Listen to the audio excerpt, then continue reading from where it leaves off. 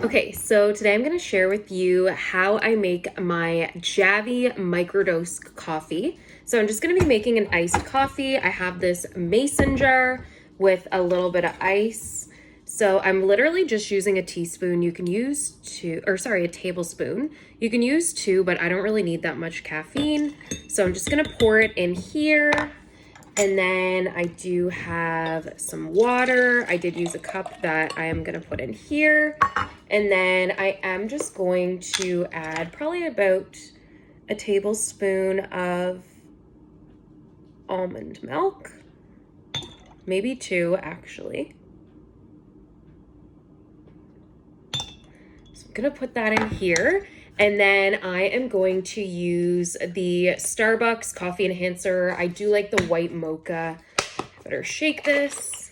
I'm just gonna put a little bit in here.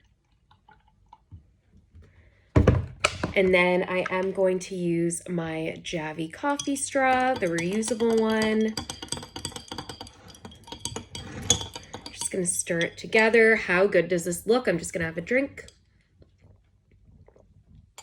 So good. This is the best at-home coffee. You definitely need to try it.